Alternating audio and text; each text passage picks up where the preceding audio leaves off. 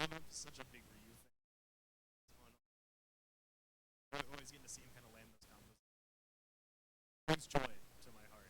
Oh yeah, definitely. You know, well, we are fighting games like right, so seeing Ryu and Shotos do well is kind of fun for us. I know a lot of Smash community doesn't really like him, but I love seeing just the combo. One of my favorite things about SNHU Esports team is that they do to play the games. We're good for, we're going to go ahead and throw it over to a quick break. We'll be back in just.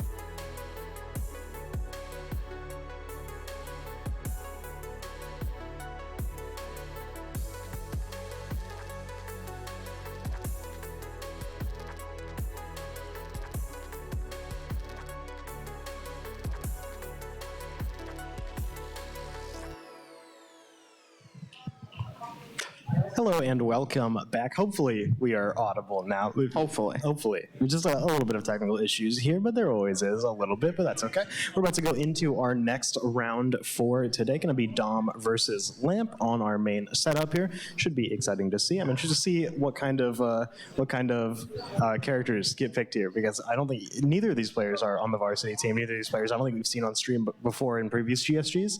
So completely just like, this is new ground, so I'm excited to see that.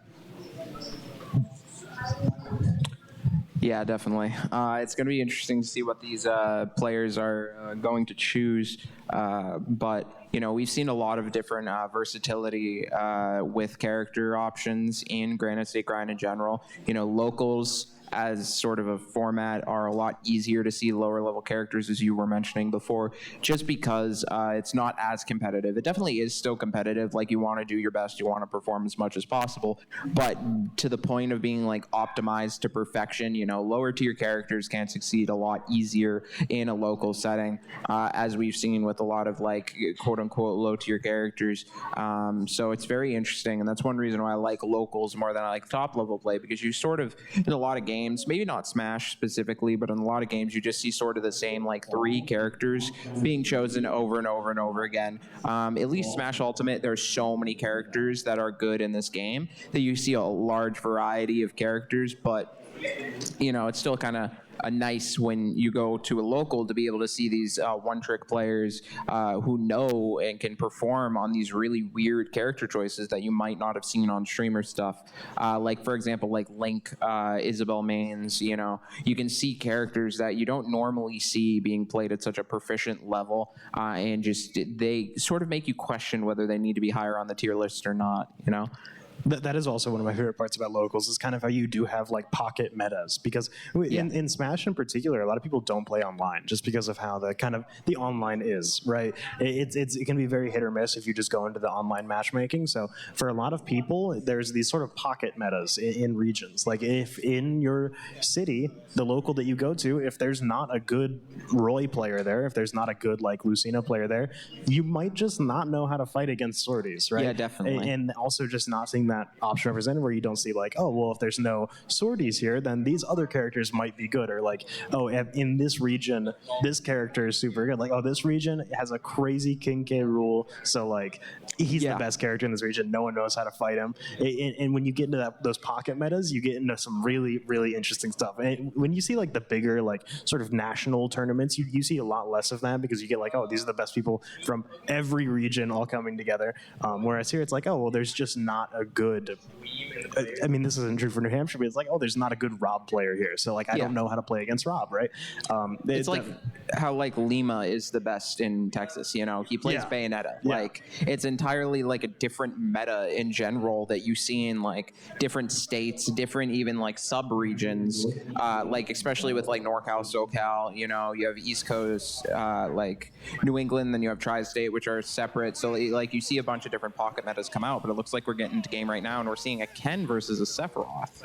Yeah, gonna be Dome on the Sephiroth versus Lamp on the Ken. It'll be interesting, very much that kind of rushdown versus zoner playstyle we're gonna see here, and already we're seeing Lamp rush down very, very effectively, get this ledge pressure up immediately, and Dome at the moment just trying to play back a little bit, trying to get some good decent damage here. That up smash just barely not gonna hit, just skimming the bottom of him there, but he's starting to come back in now. Lamp finding some damage here, but both sides just kind of waiting for an opportunity to find a big hit there, and there it is, a potentially big hit, but a good counter comes through, going to even things up a little bit and give Dom that center space that he needs.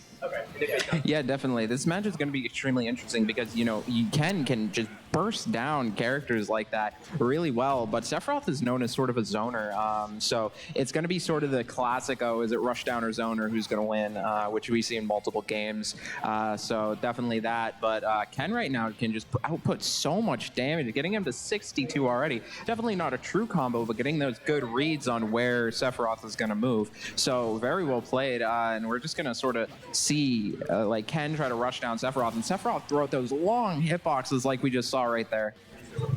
Yeah, Ken really does have to commit a lot to actually try and get. I mean, this is all rushdown character. They have to commit so much, but he's able to find that kill there off the top. Now 1-2 right now. Dome's going to be down a stock at the moment, and Lamp has a lot of wiggle room to kind of work with here on his approach. Does have to actually get back up onto the stage. Will get grabbed there, sent back off again while Dome continues to charge up. Going to set it out though completely with not going to find the connect there, and now Lamp back center stage, potentially find some room to do something here, but another counter comes through and he's going to pick up even more damage. Oh yeah, definitely. You know, Ken can just output a lot of damage really quickly, but Sephiroth has such long hitboxes that it's really hard for Ken to get in right now, as we're sort of seeing. Sephiroth's doing a good job, at least this stock, of zoning Ken out a lot better, throwing out those quick, nice side Bs, but Ken actually does manage to get in. This might be a kill, doesn't actually manage to succeed, but is in a sticky situation for Sephiroth on the ledge. Reversal right now. Sephiroth does get center stage, but just back and forth as to who has control right now. Ken sort of charging up focus, gets hit by the neutral bait. Sephiroth hitting the uppie, but barely doesn't hit, and then the Shoryuken just kills. The punish on the recovery, really, really nicely done from Lamp there to close out that first game in this set. Very, very clean execution on the finish of that. I mean, I like this matchup a lot. You get to see a lot of, like Yeah. we were talking about Rushdown versus Zoner, but Sephiroth is very much one of those characters who really, really is trying to control a lot of space with his super long normals. Once he actually gets up close and in your face, it's very hard for him to actually secure a lot of ground. That's why we're going to see the switch from Dome over to Link off of the Sephiroth. I like this a lot. You know, you kind of lose a lot of the zoning normals, but you get a lot of zoning specials. Yeah, definitely. I think that Link is definitely a better option into this matchup. Sephiroth doesn't really have good disadvantage state. Like, he has his Nair, but it doesn't come out as quickly as Link's Nair does. So I think it's definitely a better option, but we see just Ken just bursting down Link really quickly. Link not really knowing exactly how to get out of those combos really easily, but definitely has decent advantage state. Ken kicking him off stage might be a kill here. Link does manage to get the up. He rolls, but the Shoryuken coming out perfectly played, reading that roll. Well played.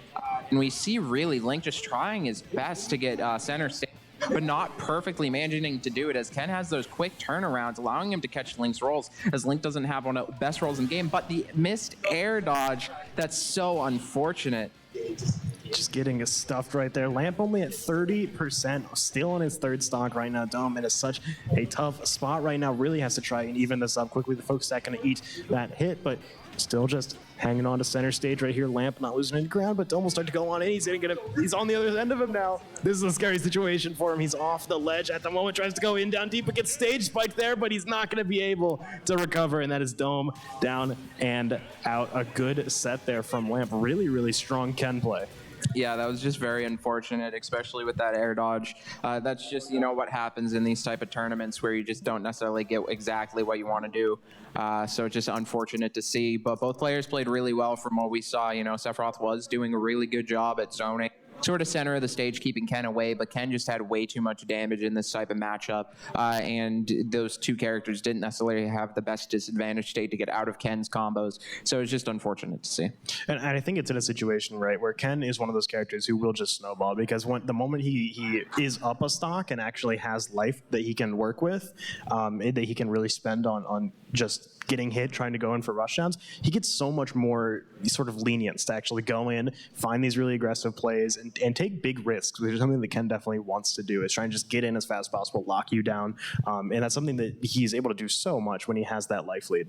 Yeah, definitely. You know, Ken's, as you know, or you were saying, is very good with the life lead and is just such a good burst type of character. So it's really, really what Ken's trying to do is just sort of force you into bad positions, sort of like Fox's game plan. Like, a lot of people say, well, Fox can just true combo you across the entire stage. Well, it's not really that. It's more that he just takes away the options that you have, because he can react to what you're doing. He can react to roll in, roll out, neutral tech, and get such big punishes off of those that you don't have a lot of options. And it's pretty much the same thing with Ken, where he just forces you into bad situations until you make a mistake where he can kill you from it. Next up, we're going to see Insignia versus Rotten Lunge. These are two of our varsity players who are coming up and competing here on stream right now. This is going to be exciting to see. Insignia is, one of the players. He's a Bowser Corrin player, which we've seen lately, who's been, playing really, really really well lately. Same thing with Rotten Lunch, who's just been able to. I mean, our varsity team has been absolutely killing it lately, and I'm super definitely. happy with how they've been performing. So seeing varsity versus varsity up here on stream, I mean, it's bound to happen, right? They're already on campus. Why not have them come on in? But it is going to be definitely a treat to see as we see. It might just be. I'm not sure if there's a button room or not, but Corrin versus Ridley might be looking to be our first matchup here. Yeah, very interesting. You know, I kind of wanted to see the two big bodies come out, but not really going to happen. We haven't seen Insignia's Corrin too much. We've seen mostly his Bowser, but Insignia's Corrin is really good as someone who's played at least once. It's very, very, very good. So we're really going to this match to see both players sort of just go to their skill sets. You know, Ridley is one of those characters that just have a lot of big moves and can sort of just zone you out a lot easier. One of the more zoner, big body type of characters. But Corrin is also kind of a juggler. You know, Corrin's up air is just one of the best moves, really best up airs for any sortie in the game. Can just, oh my god, the pin coming out right at the ledge. That was insane. But Corrin can really just sort of juggle you around the stage and then get those kills with those pins like we're seeing, or maybe with up B. Two very powerful kill moves on Corrin's arsenal. But Ridley isn't something to laugh home about as well, because Ridley does have them crazy smash tags. Down B is good. Doesn't really hit in a lot of like tournament play usually, but Ridley does have a lot of interesting abilities that can help him against Corrin. Definitely with those fireballs, as we sort of see, but Corrin just has such a good recovery. It's really hard to do anything. A lot of really good ledge control coming out here from Rotten Lunch on the Ridley. Just seeing the fireballs. When he's up on that platform, they're at such a good angle to actually kind of stuff a lot of recoveries here. But we see Insignia, I mean, he's back on stage. He's 136%, so living on fumes at the moment. But he's still in a decent position right now, trying to get back on stage. That pin is so good at controlling so much area. And now it's going to be Rotten Lunch who is off stage. Oh, no. The down air is going to send him straight down. I mean, that evens up the stock, right? You can't feel too bad about that. It's not 2-2, but still going to be a little bit of an unfortunate occurrence there. Yeah, definitely. It's sort of a sticky situation for Rotten Lunch still, even though he did get that stock from Corrin missing that down air. It's still really hard because you are up 50% right now. So Ridley does have the ability to definitely get someone to high percent, but he actually misses the up B. That's so unfortunate. Just very sad to see, but you know, Ridley does do a lot of damage, so we might be able to see something come back. Corrin is at a high percent, so it's not necessarily the worst, but as you see, Corrin's just absolutely juggling Ridley right now. Ridley being a big body and not really having the best disadvantage, so it's so hard for them to really get out right now. But that jump into down air actually did a lot of the down smash, sending directly up. That was very well played on that ledge, reading the roll. All right, 1-1 now. I mean, at the moment, Rotten Lunch is starting to get pretty high up there in terms of damage, but that is a number. I mean, especially on Ridley, you can very easily make up 80% if he's able to find himself in a pretty decent advantage state here, but he's got to secure center stage first. And for Insignia, he's really going to want to try and fight for that. With Corrin, who's able to kind of control so much space with their normals and their abilities, it is really important for them to just be able to get control of the stage. So you'll see a very, very tough fight over the middle right now, both sides. I mean, no one really wants to go too crazy trying to push the advantage at the moment. Right now we see the stocks evened up more or less, but Ridley, as we sort of saw, does a decent amount of damage. They can just sort of keep Corrin in disadvantage, but it's a little bit difficult. But the back air coming out from Corrin actually doesn't kill. That's so surprising. Corrin trying to get the pin, doesn't actually manage to get it. Sort of just hovering around right now. Ridley's trying to get off ledge, gets the dash attack, gets center control, but the pin coming out, putting him on top of the platform. So a little bit of Corrin jank, but actually manages to get the kill with the tipper of the pin. Very well played. You say Corrin jank, I say Corrin mastery, right? It is very much one of those characters. You kind of have to get used to playing around the jank and kind of how pin works, as it is one of those abilities that can have unexpected results sometimes. So yeah, kind of knowing when those results are consistent and what makes those tick is really big. We're going to see them run it back on the Corrin versus Ridley. Both these characters, I mean, they have decent character pools, or both these players have decent character pools here. You know, Insignia, like I said, he plays Bowser. Rotten Lunch also plays Ike. So seeing them run it back here, being committed to this kind of working this matchup and figuring exactly how this kind of plays is something I really like. Yeah, definitely. You know, one thing that I will say, as I mentioned before, is Corrin just has a just outputs a lot of damage on each individual hit. So if Ridley can get these couple of reads, it can do a lot. But, you know, it's just so hard, especially when Corrin as a character just can juggle you infinitely, because Ridley doesn't have the best disadvantage. Along with a lot of big body characters in general, it's hard for them to really get out as their air dodge sort of towards the end can get caught. The pin just coming out of what we've seen over and over and over again by Insignia. That pin is just so well placed every single time, really knowing the perfect distance to do that. Oh my god, great forward smash by Rotten Lunch. Yeah, able to even things up now, 2-2. Not a lot of change in life, actually completely evening things up. And now as Rotten Lunch tries to go in, does get punished on the recovery by a grab, but it's going to be Insignia who's playing around this ledge right now, trying to stuff the comeback in. Now it goes in for the downer on the ledge. We're going to miss the 2 frames. They try and fight around center stage right now. The pin goes through. We're going to get punished on the recovery. 35 to 80, a lot of life difference here, but Ron Lunch is making it up right now as he tries to get the juggle to come out. Pretty much has completely made up the difference, has actually taken the lead right now, and the fireball's coming through, going to stuff the recovery, but not fully. Coins with his character is able to get back up from a very, very long distance. Pin comes through to secure that center stage space, and now we're in a juggle situation here, and that's not where you want to be right now. The star KO comes through. That's going to be Insignia. Secures that stock lead. We'll see for exactly how long, though, because he does... He's very high up there, almost dying right there. You know, as we see sort of in this match, Ridley just outputs so much damage. You know, you saw like 5 neutral interactions. Ridley win like 3 and got into the same extent. See this with these type of characters.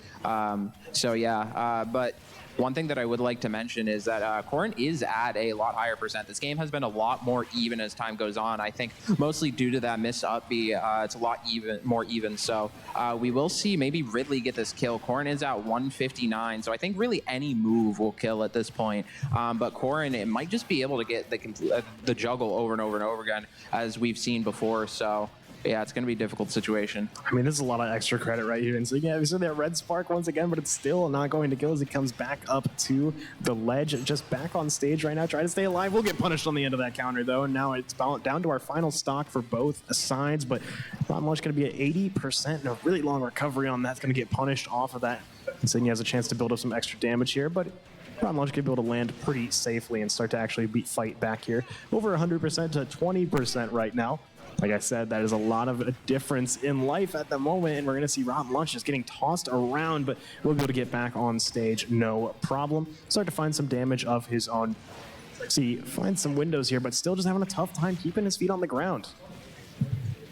Yeah, one thing that I'd actually like to point out is that Insignia actually managed to realize that you can mash on Ridley's side B, but the side B actually coming out, just barely killing Ridley. Very well played by both players. Yeah, really, really good set there. I mean, as you see when we have our varsity players come out there, there's that huge level of familiarity, right? Because they've all played against each other so much. You know that they've got that kind of acute awareness of how they play their characters, and maybe that's a reason why they were kind of going for the Corrin versus Ridley, right? Because that is, definitely. I'd say very much kind of their main characters that you usually see them play is Bowser and Ike. So trying to go for something a little bit more in the pocket, I like that. I like that, especially playing against someone that you know really well. I think that something like that, it probably had a decent beat on kind of how the other players, Corrin, or how the other players, or other players Ridley was going to play, but kind of switching off to your secondary, I like that a lot.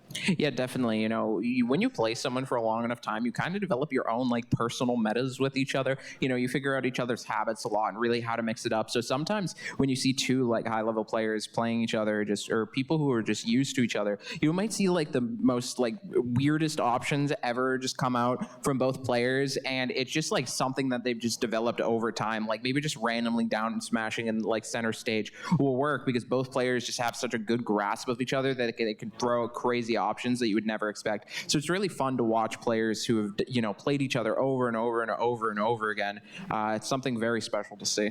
We were talking about how there's a lot of that on the varsity team, but there's definitely a lot of that at locals as well, because a lot of these players, you know, they've been here at GSG, they've played against each other at GSG before, but they've also played against each other at other locals in the New Hampshire area before and in the New England area. So these are, you know, for a lot of the players here that you're going to see kind of hit top 8, hit top 4, it is a situation where they very much probably know who they're playing against, right? And they probably Yeah. got a decent idea of like who they play, how they play. Some of these players have probably done scouting at some point in the past before on some of these people, so it's definitely going to be a situation where you really do have a lot of not just character matchups, but player matchups and kind of how they know, like how they know exactly what the other player's thinking, how they play, what their patterns are. A lot of that recognition you see come out in settings like this, and it is one of the coolest parts, I think, of just like playing the same pool of players for such a long period of time, which is one of the things that Smash has, where you really do have to play with the people who are close to you, so you do develop a lot of that sense.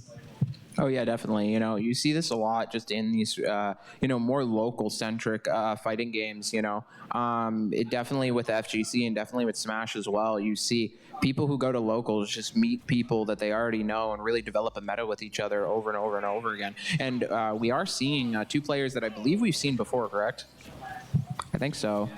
Yeah, these are two players that we have seen before here, but we're going to see, Cabello on the Rob. We see a lot of Rob on these streams especially. I think the last GSG we had 2 Robs in the top 3, which was really, really funny to see. Yeah, we saw the Rob Ditto come out at one point in that, but we've seen this Pit player before. Actually surprised me like crazy. I never thought Pit was like a decent character, but seeing Pit being able to be played at this level of proficiency, it kind of shocked me. But I think this was one of the Rob players that actually did manage to get the top 3 last time, and I believe this Pit player got past top 8, right? Yeah, we saw a pretty decent amount of Pit in the last GSG. It was a character, like you said, it was surprising to see because Pit is very much one of those characters who, I think Pit is a pretty honest character. You don't have a lot of kind of gimmicks to really fall back on, so you have to be just very solid fundamentally, and that's one of the coolest things to actually see here on stream. But we're seeing already, Escape at 130%, 137% now, still trying. He's got ledge right now. He's not really in a super dangerous position, and he's got a chance to actually build up a lot of damage here on Cabela here. See, one of the best things about Pit is this kind of situation when you're actually on the ledge playing that advantage. You got a lot of tools to deal with that. You got your arrows, you got your armored moves, you got some pretty decent tools to work with, but we'll be able to get center stage there for Cabela. But now the situation has changed a little bit here. Escape going to be able to roll through there, avoid that follow-up pressure, but the grab comes out. Gonna get the slam dunk onto that top platform there and take that first stock there. It's been a minute, but that was only the first stock. Cabela at 99% though. We'll see how much longer this stock lasts for. Yeah, we see right now just sort of Rob just keeping Pit on this sort of side of the stage. We saw that crazy combo come out like at the start of the game with that fair to like jab lock into forward smash. That got a lot of damage up on this Pit, and Pit really hasn't been able to get something of equivalency to really get the game back in sort of their favor. So they've just been going up right now. So it's very unfortunate to see, but Rob as a character just has so many tools. Well, you were saying that Pit's more of an honest character, doesn't really have any of those tricks or gimmicks, so it's really hard to do anything. You just kind of have to play your game as Pit because you really just got your Nair, your fair, and then like that like arrows, but Rob has like 2 projectiles, like crazy down air. Nair can just come out. He technically has 0 to death with gyro dropping into Nair, so you have all these crazy tools, which is why I was so surprised last year. Very good down smash.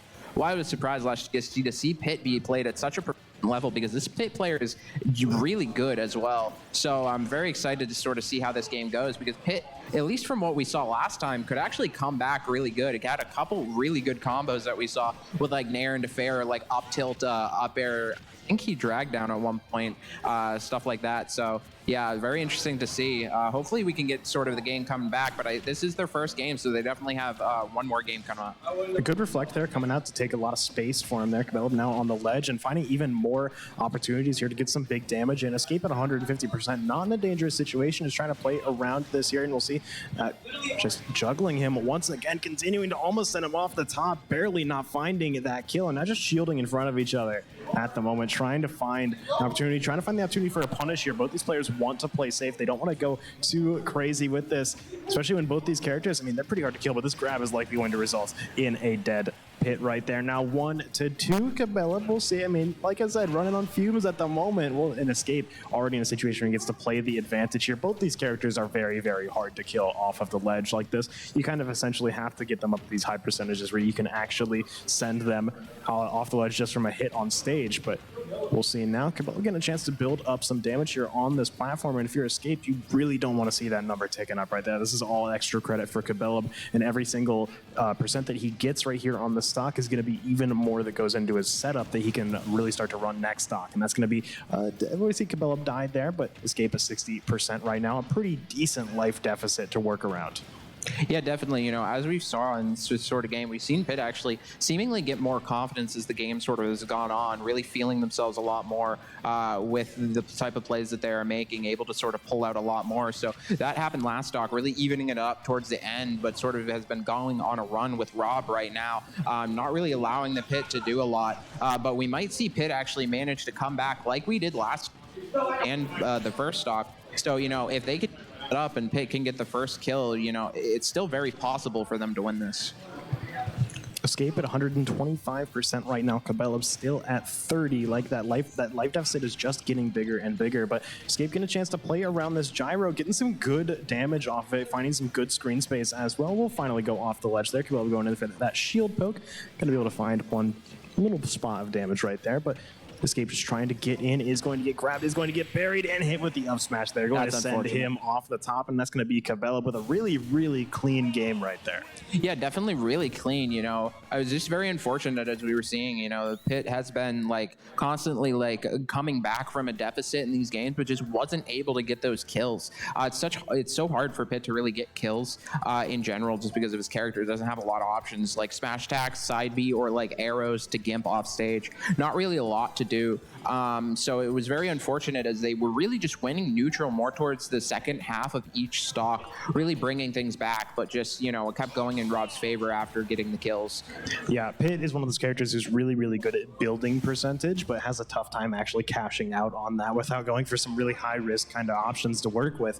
We'll see a lot of the time Pitt just kind of trying to go for these situations where he builds you up to like 140% before he really starts to kill you. But I mean, the same thing happens with Cabela if you're on Rob, where both of these characters, like I said, they're just so hard to kill where you really got to build up right now, but seen him come off the ledge already, and you see even with that spark there, he's still staying alive. He got back on stage from that. These characters, I mean, I wouldn't say they're durable, but their recovery is just so crazy. One thing that I would like to mention as well is this stage seems a lot better for Pitt, as we just saw with that combo sort of coming out. But we've seen Pitt go down and down over again with these percentages, and we've seen him come back over and over and over again. It's just really hard because Rob has such good kill confirms that are just able to catch Pitt a lot easier. Pitt doesn't have a lot. He has like down tilt like Jair. That's about it for like actual like good kill confirms. And we saw this kill come out from Rob, and it's just very unfortunate to see. Rob is at 67 right now, but we've really seen Pitt come back before, so hopefully they will be able to do it again. Escape now has center stage right now, just trying to play around Cabela, trying to get in right now. He really wants to try and find that so he can run his game, but he's going to get sent off there now. 2-2, evening things up. The life deficit not too bad. And Escape immediately going to find some extra damage right here. The center platform's doing a lot of work for him, but now he's the one stuck up on there. He's going to reflect the gyro. Has to worry about that in the middle of the stage, but we'll see. Escape is now just, he's having a tough time getting back up here, but Cabela's going to be the one who's on the ledge now. Gyro goes through, finding that damage on the ground, and now Escape is once again off the side, just going coast to coast, trying to stay alive right now, deflecting that gyro back, mostly just displacing it. A big laser comes through to find that damage and just continuing to tick him up and up. Cabela only at 40%. Will finally find an opportunity for Escape to hit that, or to land that hit that he's needed, and now he has a chance to play the advantage right here, but Cabela immediately going to just strike back and start to fight for the center stage once again. The Nair coming through, building up some damage big, but once again just skirmishing, right back and forth, trading hits, trading pressure. You know, as we sort of said before, you know, Pitt has evened up the game right now. Side B coming out, making it so he can get back to stage. And, you know, if he can get these couple of kills, it should be really good. But it's just so hard to edge guard Rob just because of how much thruster boost he has. The kill throw not actually being able to kill. One of Pitt's biggest downsides is that those false sparks on his kill throw are really hard. Right now, a very high percent for both players. Back air coming out for Rob right now. Pitt having center control right now with arrows. Hopefully he's able to do something at the moment.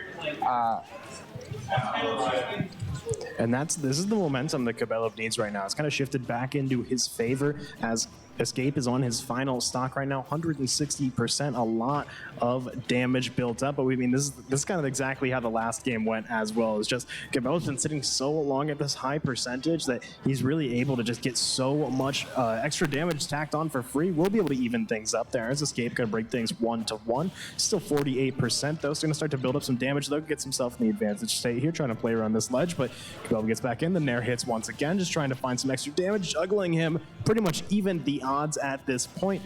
Can be pretty much anyone's game right now, but Escape at the moment has just got complete control of this ledge and is just, and Cabela cannot find his way back on the ground. Yeah, you know, it's really hard when Pitch just has these up air juggles over and over and over again. Rob is a decently big character, doesn't really have any good options to get on the ground a lot easier. You know, he can land with fastfall Nair, but that's really about it. But that's really predictable. You know, he can go to one side or the other, so it's really a 50-50. Oh, but managing to get the jab lock, not actually being perfectly true, though. Forward smash not hitting the sweet spot. So both characters are at like 100%. This is a bit scary for Pitt being on ledge right now. Ledge Trump trying to come out, sort of, the down air. That's so unfortunate. Sort of just sliding across the stage, not really snapping enough. It's just unfortunate to see. I mean, that's why Rob is so scary, right? We saw him so much in the last GSG, and it's because he's such a consistent character. The gameplay he gets to run, when he does get to run his game, is so scary. It's so oppressive. The gyros come out, the big hitboxes come out, the recovery's so good, he's so hard to deal with. He's such an alarmingly consistent character, and because of that, I think he's a really great tournament pick where you kind of have to, it's very much an endurance test, you know, like you got these characters, like, you know, you've got characters like Kazuya, you know, characters like Joker who are really good characters, you know, kind of in like the meta on a chart, they're really great. But in actual tournament play, it's such an endurance game, and you need characters that are consistent. You need characters that you can consistently perform on, characters that have consistent matchup charts. Those are the characters that you really see thrive in these kind of tournament environments, are the ones who, you know, don't have those high risk options, the ones who can low risk, high reward, kind of run their game as much as possible. Yeah, Rob really has a lot of versatility as a character. You know, he's great kill confirms with his grounded throw. He also has his up throw on platforms, which can kill as well. He has great aerials. His down tilt is probably one of the best in the game, being able to both jab lock and trip really easily, and he has 2 projectiles. So very, very good character. Yeah, absolutely. I'm excited to see a lot more of him as we start to move up the bracket. We're going to throw to a quick break real quick. We'll be back in just a few minutes. Stay tuned for more GSG.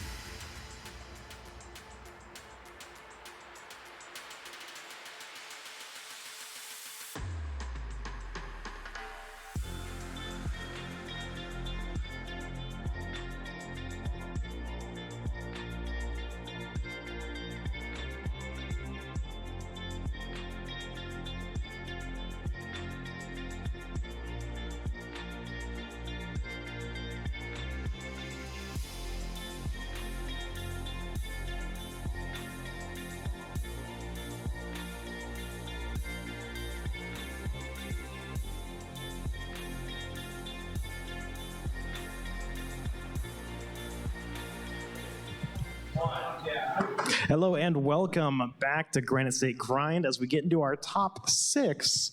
Not a number you hear too often in top, but we're here for our top 6. We're excited. We're living. We've got winners finals coming up right now, and then we're going to be looking in on the losers side of the bracket while we get ready to go up to our grand finals. So definitely a lot of exciting, big impact matches coming up here in just a moment. We got Insignia versus Cabela for our next match. So this is two big ones, right? Top of the bracket at the moment.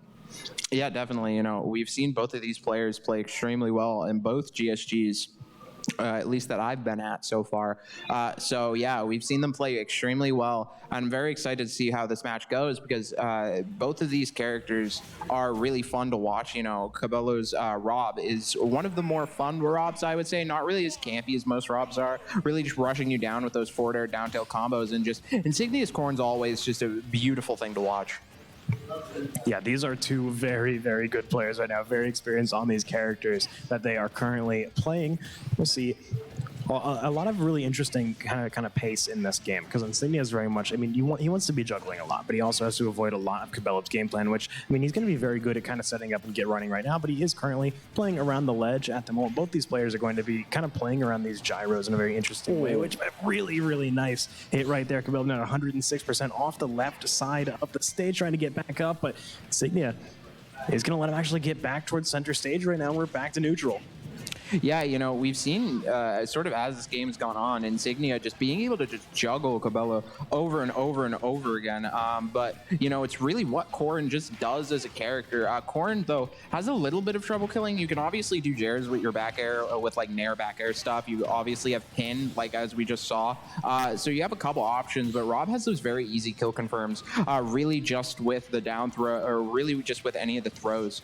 So we should see Rob really just kind of try to get Corrin into a decent disadvantage state because Corrin doesn't necessarily, compared to the other sword characters, have the easiest disadvantage in the world. Thank you. Easiest disadvantage in the world. So yeah, it's something to really abuse as Rob is Corrin's bad disadvantage. But as we're just seeing over and over and over again, Insignia is just juggling Rob because Rob also doesn't have a good disadvantage. Rob can't really get down from these high sort of areas because he really only has fast fall Nair as his only option to get down.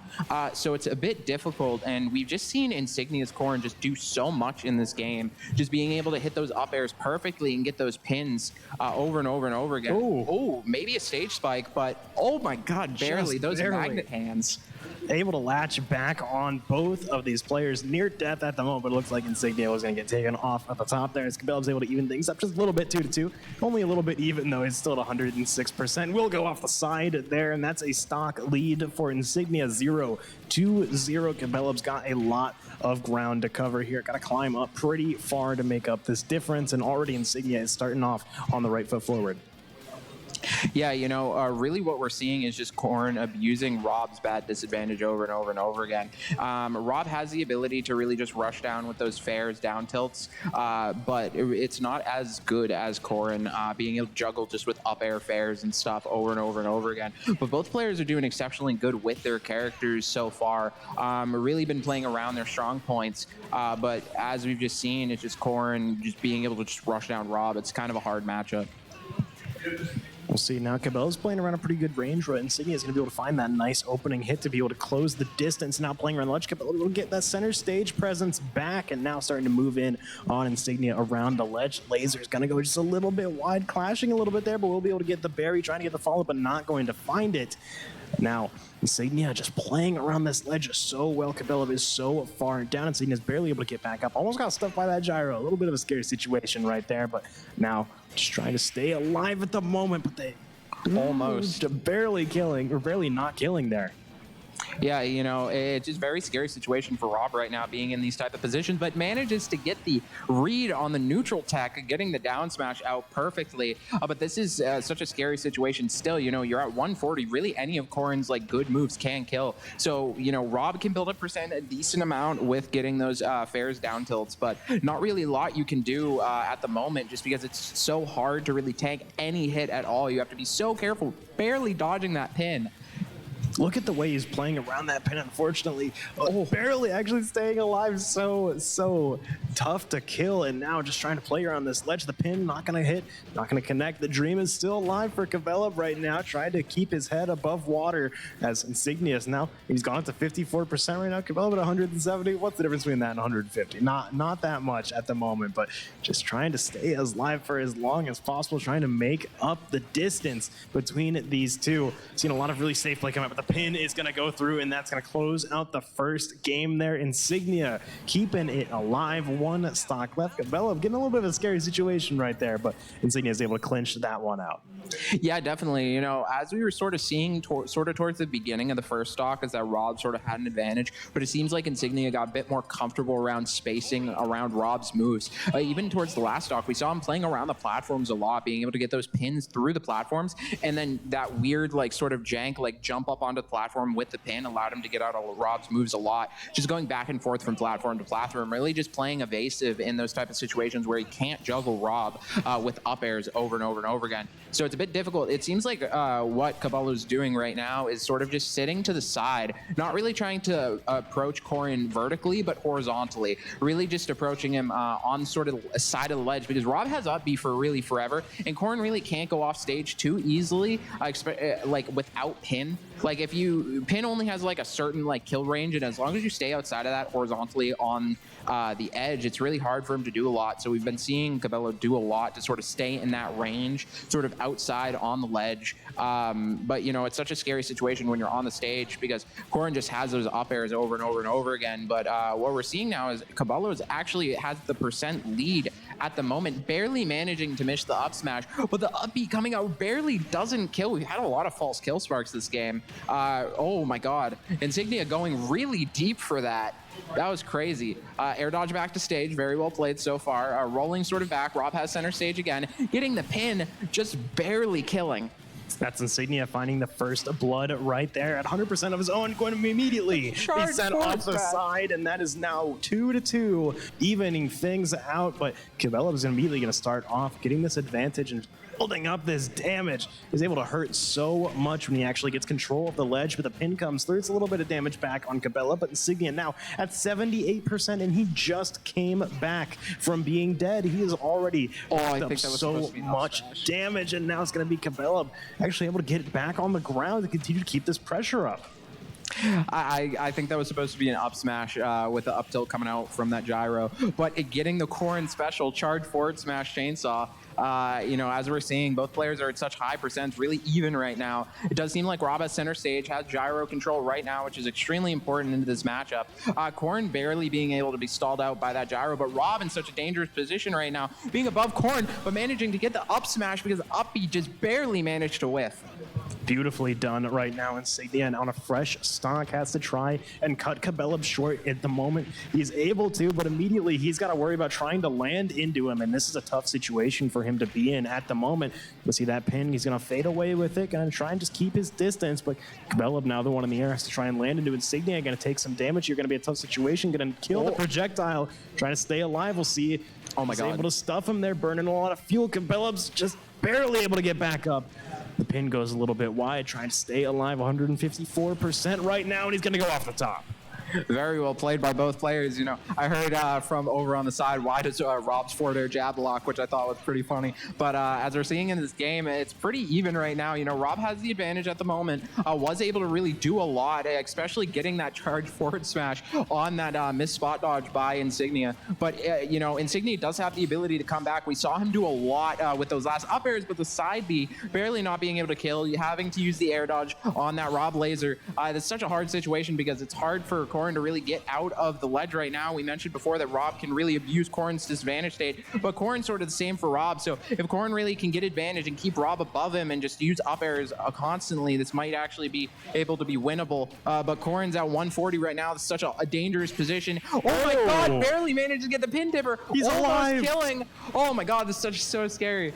Trying to just stay alive for as long as he can. Insignia playing an incredible ledge game right now, but Cabela is back. He's He's on the stage. He's fighting for center stage. He's taking it. Now Insignia is the one who's got to try and play disadvantage at the moment, and that could kill. It will. Cabel's going to take him off the top right there. It's a game for Rob. You know, I always love watching these players play. You know, we saw Cabello and Insignia last GSG, and the GSG before that both play extremely well. And seeing really anything in top 8 in GSG is so fun. Well, we're in top 6 right now, which is a little bit different just due to the way that the bracket worked out.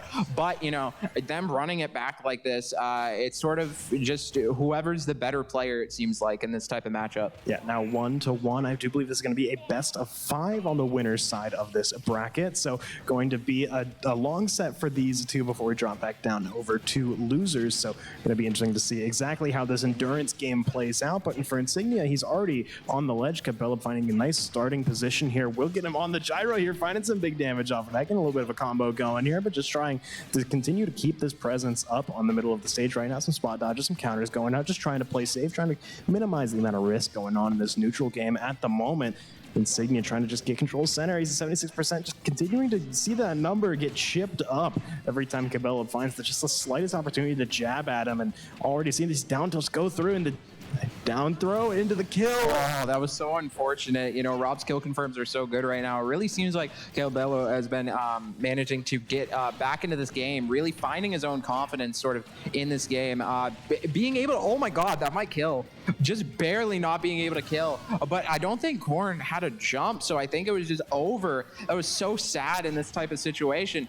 Being down 2 stocks is such a hard situation. But we've seen Insignia do a lot greater situations before in the past. So hopefully you will be able to do a lot. Insignia seems to be playing a lot more aggressive, realizing that he has the deficit right now. They're hoping to get back as much percent as he can as quickly as possible.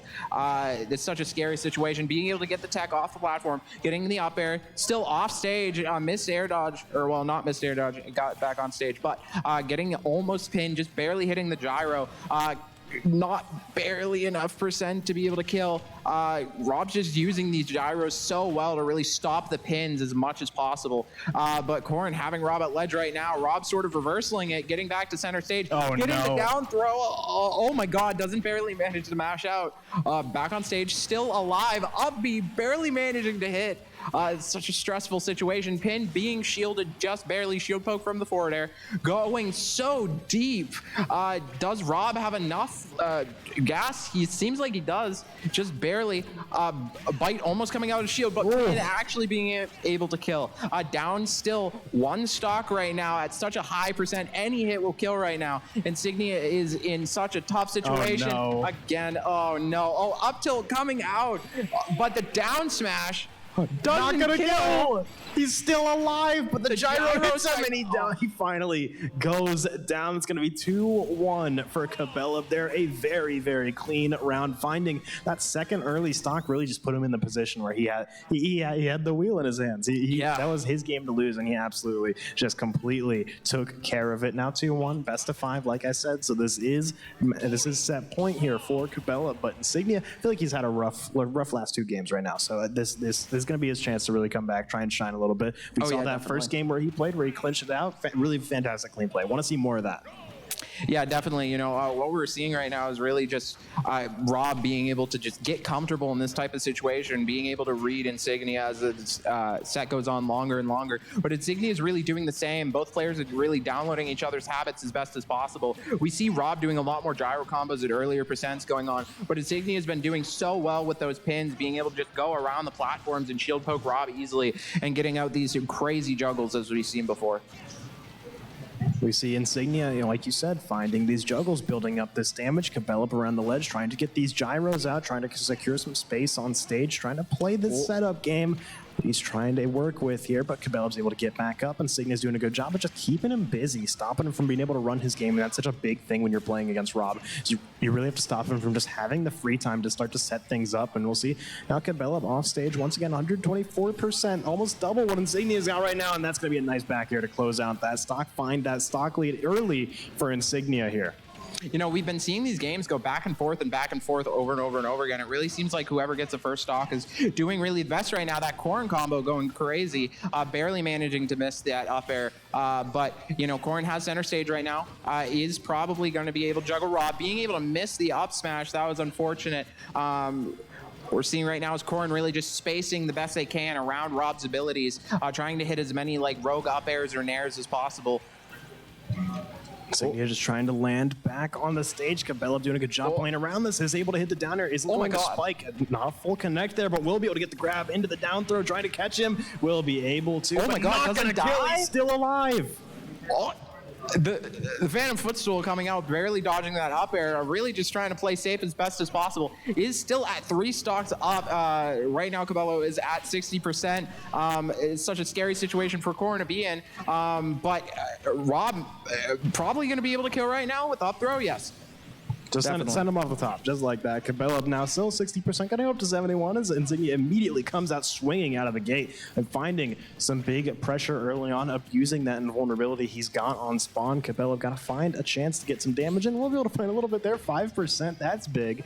Now, as he starts to find some opportunities to juggle in here, get some stuck up on the platform, he's going to be able to fall down and hit him with that. Hit him with the aerial, and now Cabela is in a situation where he's got to try and play around this right now. The gyro goes out, he's going to be able to get the punish on the down air. 170%, such a scary position to be in. You know what I've noticed so far as this game's gone on is that Corrin and Roy players are the exact same. All they want is falling up air. I mean, who doesn't? Yeah. It's so sick. It's so sick. It seems like it's just falling up air over and over and over again from Corrin, just trying to be able to juggle Rob as best as they can. Rob is at such a high percent right now that really any hit will kill, as we just see with Pin. Corrin's back air, you know, is such a good tool, and Pin is just so good, especially when you can get those tippers off stage that we've seen a couple times now. But Rob's been playing so good, really just spacing around Corrin best as they can, especially with last game as we saw. But right now it seems like Insignia is playing more around the gyro than he usually was last couple games, but it's just back and forth right now. It seems to be a drought on who's going to hit who right now. Very tense, you know, falling up air coming out again, fair into up air. Up B actually managing to whiff might put Rob in such a good situation right now, barely not being able to kill from that up air, but Corrin just, you know, getting those fairs, getting those up airs as best as they can, trying to land any kill move, you know, coming out with that back air, being able to miss in that pin. Unfortunate. Corrin now off stage. Rob does able to get the soft spot of the back. Oh! Gyro coming out. Will they be able to get back? Oh, the back air hitbox. Again! Oh my God, the 2 frames. He keeps hitting those. He won't be able to hit it a third time though, but Insignia is now at a crispy 145% after eating those down airs, but Cabela is still hanging on the razor's edge right now, 120%. Only one good hit from Insignia to close out this game. This is so scary, such a scary situation for both players right now. Insignia just barely being able to make it back every single time. You know, back air does actually shift your hitbox forward, pushes you a little bit, so it is such a good tool, but he's flipped around right now, barely able to get back again, being able to roll out, get center stage. Both players, the down smash charge in the pin, barely kills. This is back and forth and back and forth. I would not have been surprised if that didn't kill. I would have screamed if that happened, but we're now 2-2 going into the final round of this set. It has been a really, really close one. Corrin versus Rob. These are definitely two of the top contenders here. I mean, obviously, winners finals, top side of the bracket, right? You're going to see some very impressive stuff, but these are really two players to keep your eyes on as we progress through our top 6 right here. So now as we go in, final round of this set, Insignia versus Cabela. We'll see who comes out on top here.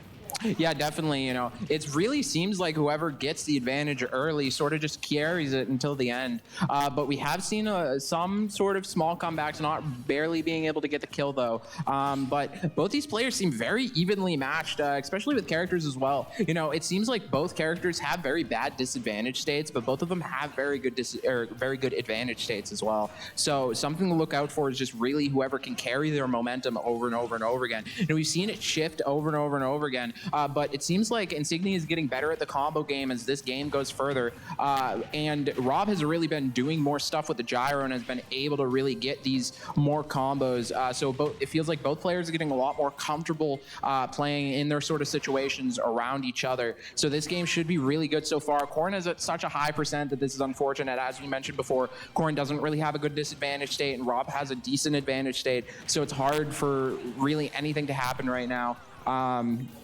But sniping with Dead that on. gyro. What a fantastic shot there from Cabela. Going to be able to find that first stock and take the early lead here at 60%, still hanging on. Got a pretty decent amount of gas in the tank to work with. Insignia just trying to keep this pressure up right here, but Cabela's going to be able to throw him off the side there, send that gyro. Going to go a little bit wide, and Insignia's going to be able to get back up on stage now, but he's up on the platform right there, able to get the throw punish.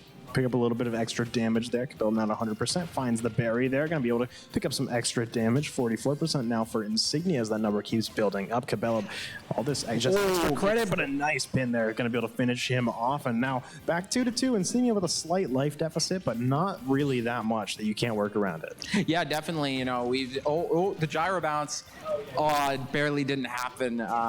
But, you know, it's been really hard for Corrin as the game's gone on because just the disadvantage stays really bad. Oh my God, the spike coming out. I don't even think that was a two-frame. I just think that disjointed hitbox hit a bit early. But, you know, we've seen Insignia come back from this, you know, being able to just get these strings over and over and over again, just juggling Rob over and over and over again with those up airs.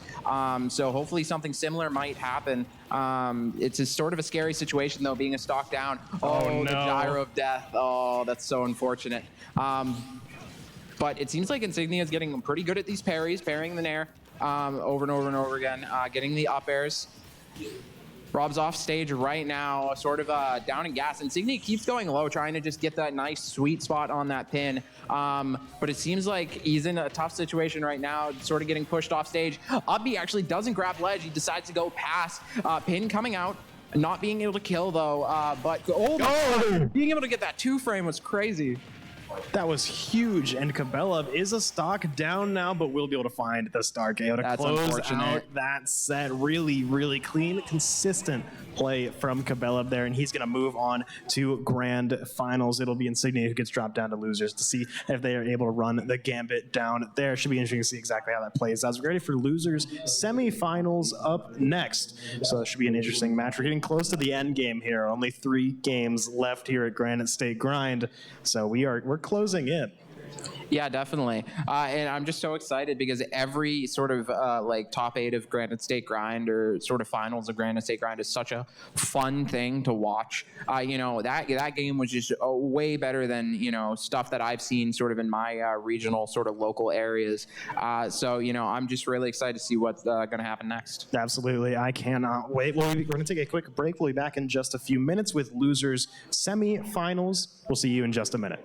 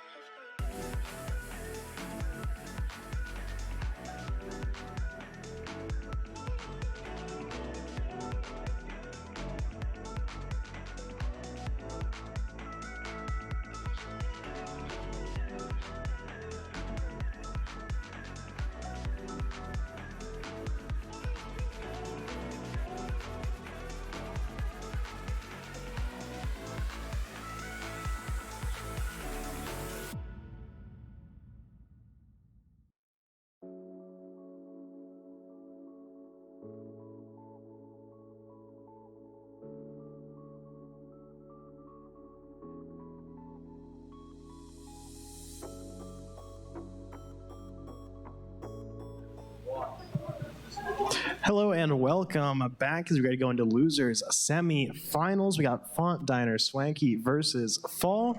Should be an interesting matchup here. This is actually a rematch. It happened earlier in bracket. You didn't get to catch it here on stream, but it's Fall actually sent Swanky down to losers to begin with. So they're running it back. Yeah, it's a run back. We see this a lot in sort of these brackets, but hopefully Swanky can pull something out sort of new. Swanky really just, as we've seen from crew battles, really just plays Kazuya and Min Min. Haven't seen Kazuya too much. I think they opted to, in those more high-level, stressful tournament matches, going with that Min Min, which is a lot more versatile in a crew battles format. But I'm really excited to see Kazuya come out. I haven't seen a lot of Kazuya play. There was no one in my region that really played Kazuya too much. I started locals, I think, before Kazuya came out. I stopped really around when Terry sort of showed his face. Yeah, I'm excited to see what's going to happen. Yeah, so about to be some very, very volatile matchups going out with Kazuya because he is able to just get those 100 to 0 combos if he really wants to. And we're going to see Fall on Dark Pit once again. So once again, I mean, we're getting back to this matchup where this is very much Kazuya's going for those big rushdown combos. Pit going for a very all-around solid fundamental gameplay style. Should be really interesting to see how these two characters mesh in this matchup. Yeah, I think that theoretically, Kazuya is always pretty good. He really only has one game plan, but I think that's why he's sort of predictable. So I feel like if Fall can really just play around Kazuya being sort of predictable, trying to get those, one-hit combos off, I think he should do pretty well. I also think that Pit probably has better neutral in general. It's just Pit's kind of hard to kill with, as we sort of saw last time we saw Fall play this tournament. So just hard to kill, but, Swanky has the ability to just recover really easily and just get these, big damage combos, get these big damage moves, and kill a lot easier.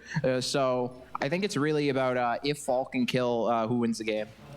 Yeah, is able to get the kill there. Just finish off that stock real quick. Swanky at 117%. A very scary spot to be in. Doesn't have rage anymore, so already spent that resource there. Oh, he's going to be able to find some damage here. Not going to be able to find the follow-up on that hit, though. Still finding some decent damage to work with, though. As Fall now at 35% right now. It's going to be Swanky has some trouble recovering right here. Spot dodging, just barely not connecting with the ledge, and that's going to be a kill for Fall. Even things up 2-2. But already we see a huge amount of damage come through. Goes down, hits the down B on Pit, though, and that's going to completely block the hit and force him to retreat back up onto the stage. Give Fall a chance to get some big damage here. Oh, gets the spike. That's huge. That is huge. That is definitely huge. As we said, Pit just has a lot better neutral, but I actually didn't expect Pit to really try to go off stage versus Kazuya. It makes sense. I just didn't really register it in my brain a lot.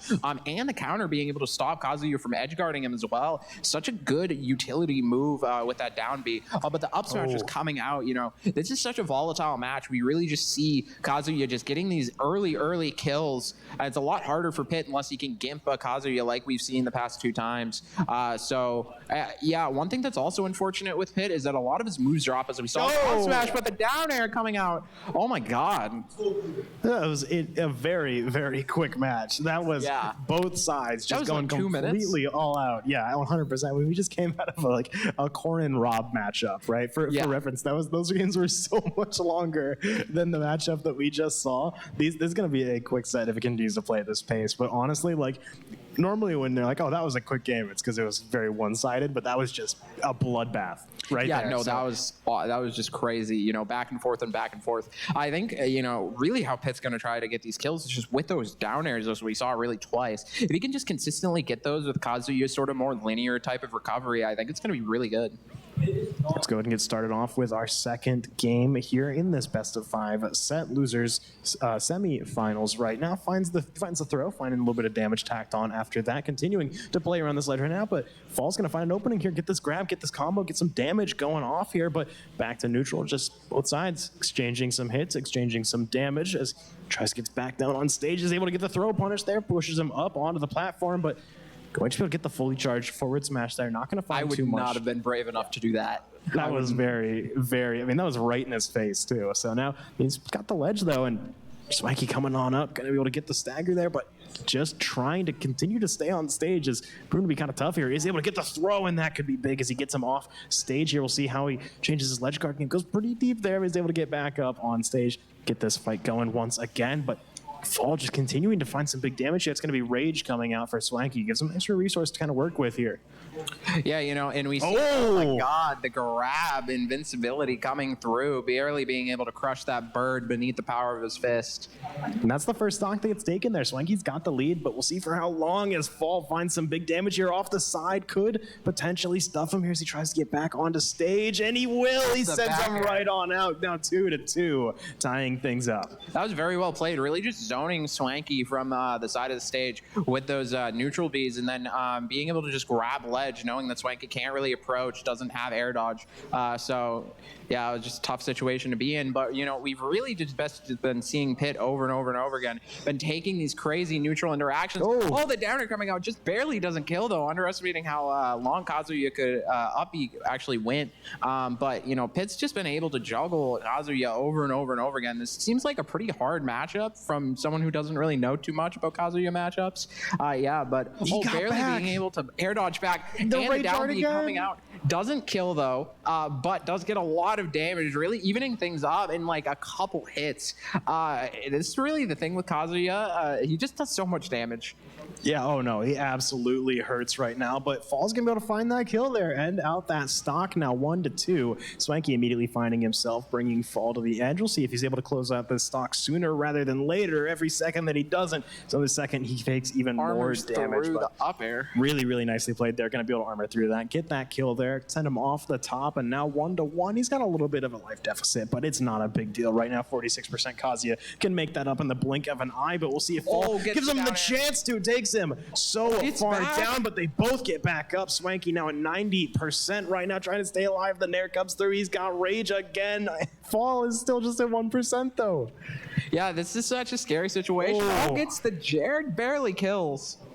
Really, really nicely played from Fall there. I mean, it is so scary to play against Kazuya like that, especially on a character like Pit, where it feels like, you might not necessarily have a lot of really kind of options to keep him at bay, keep him off of you. You really just got to kind of go toe-to-toe with him. You got to play smart. You got to play those fundamentals that we were talking about. Yeah. And for Kazuya, he's a character who can very much, you hesitate for a split second, he's in there, he gets a throw, he gets like 60% off of that, or he just kills you outright. It's a very scary matchup to be in here. And so seeing the way that Fall's been playing it has been really, really impressive.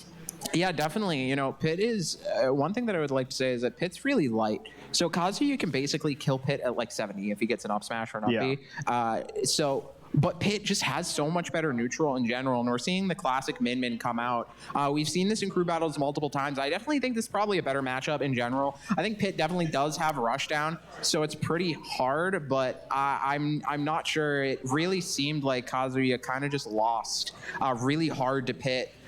So this hopefully will be better, but it looks like it might not actually be better at all. Ooh. It seems like Fall is just doing so good right now. Swanky just doesn't even have the ability to come back because of that arrow. That was just insane combo by Fall. Yeah, that's going to be a huge swing of momentum in Fall's favor right there. Finding that first stock so early and immediately finding some big damage as well. Just continuing to play around this ledge. Swanky going to get punished on the recovery of that. Get thrown once again. They continue to push him from coast to coast. Bring him over to the left ledge. Now send him off the side. Disadvantage now as he continues to go in and he just pushes him off the side. I might be staying corrected. This might not be a better matchup.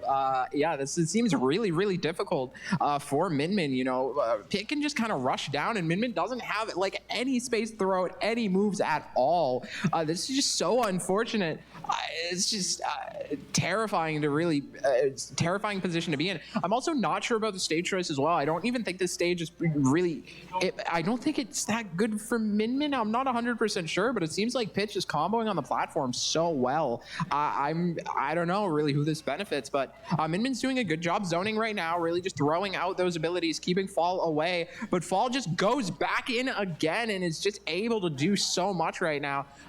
Min does have stage pressure again, is on the platform right now, which seems to be sort of a disadvantage in this matchup, but the meatball coming through, hitting Fall in the face. Up smash coming out, reflecting the arrow though. Oh, no. The dragon almost manages to kill, just barely not being able to hit the meatball off stage. Does get the up smash though. you know, Off the Swanky top. is coming back into form, really feeling more comfortable in the matchup, really figuring out how to sort of stay away from Fall better, but it is still down a stock, so it's really hard, and he's at 100%. Really, any move right now could maybe lead to a kill for Fall's position. Up Smash definitely will kill. Some type of gimp off stage with those nairs, but we've seen Swanky do a lot right now. The up air coming out barely kills.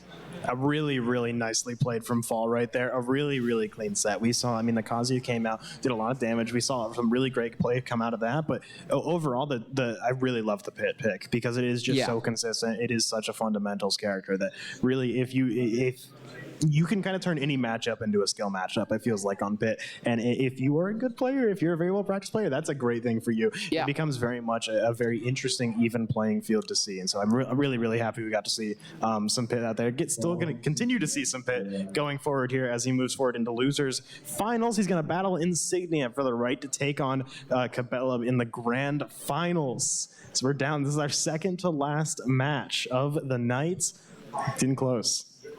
Yeah, you know, I'm always surprised with how well Fall plays Pit. You know, I always thought Pit was this kind of character that really no one played, but every single time I see Fall play this character, I see some stuff that I didn't even think of, like, you know, nair forward air grabs. You know, you see down air into nair off stage. Like, I've been seeing stuff that I've never really thought of with Pit, really ever.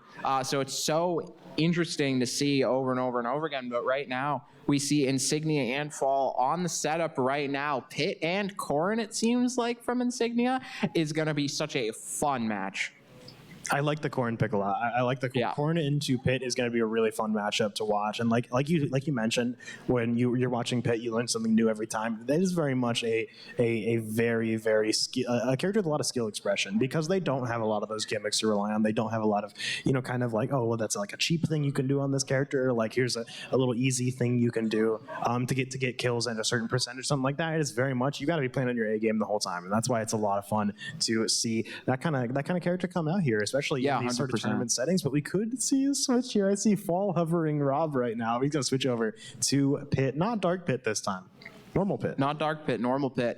I really don't know too many of the differences. I know, I think Pit's side B kills off top rather than Dark Pit skilling off side. I know Pit's arrows hurt less, like they have less knockback and less damage, but you can angle them more. So I'm really wondering why the specific pick. I don't exactly know the in and outs of the matchups, but you know, I think this match is going to be really fun. I'm not exactly sure who wins out of Corrin and Pit. Really, I don't know too much about Pit at all. Like, this is the first time I've ever seen Pit be played. So, like, I think that probably Corrin has the better matchup, but I'm really unsure. It seems like Fall is just so proficient with the character. Really, anything can happen. You know, getting these arrows perfectly, sniping them, maybe turning into the next Swedish Sniper. Who knows? We'll see as he tries to get back up on stage. Is going to get stuffed back out, trying to get back up. Insignia going to down air on the side of the ledge. Not going to hit the two frame, though, but they're both up on stage. Fall once again getting sent away as Insignia continues to keep the pressure up. Life is about the same on both sides right now, giving us a little bit of space, forcing him to push in, be able to punish him on a little bit of an over-aggressive play.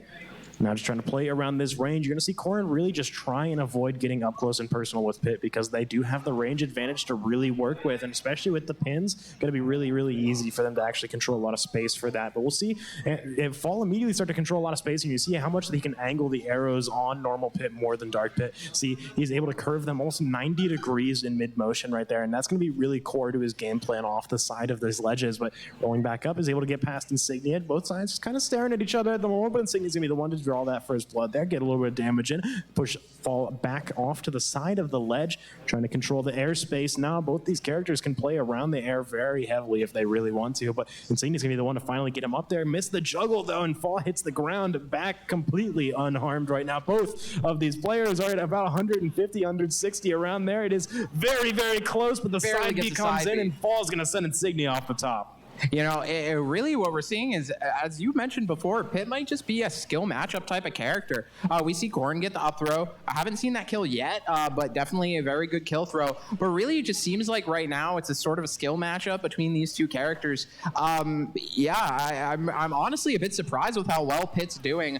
Oh my God, that's so unfortunate. I wonder if the jump got caught out or something. That's really sad to see from Insignia, but Fall's just doing such a good job, really just zoning and keeping Insignia at the ledge. Side B being able to tank the tipper pin. That's crazy.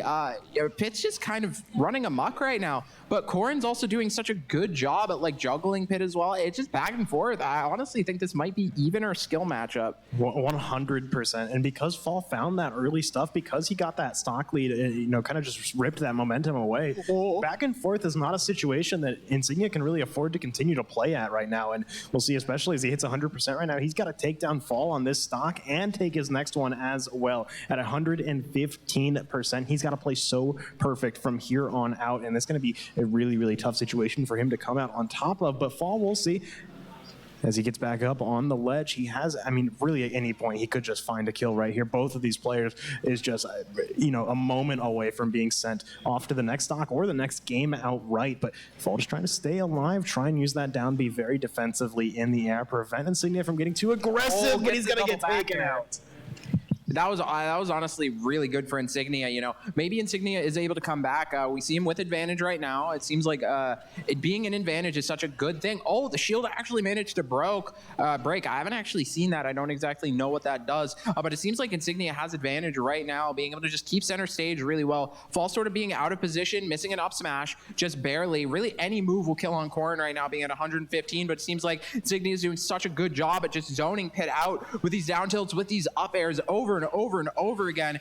Just barely hits a down smash. Oh, that was so unfortunate, just landing in the wrong position from Corrin. He made up so much ground, though, on that final stock right there. Insignia almost completely tied that up, and that was really, really incredible to see. But Fall, he just had so many opportunities, right? That's one of the biggest things, is when you're at such high percentage like that, you run out of options. You have way less opportunity, you have way less, interactions that you can afford to lose with the other player, that when you run in situations like that, it's like, you did just come out positive from the last, 7 interactions, but the next one is still going to be a coin flip, just like all the other ones, where you really got to try and play around that. And unfortunately for Insignia, it didn't quite work out that time here. Fall already starting off with a little bit of a lead here, but pretty much still neutral.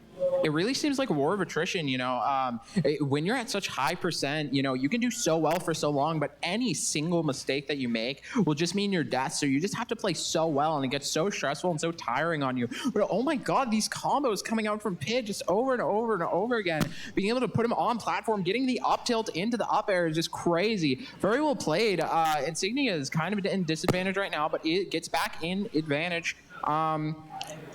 It seems like Insignia is doing a pretty good job right now, trying to get percent back. Does have advantage. Pitt is on the platform, manages to land the up air, down B, barely blocking the back air.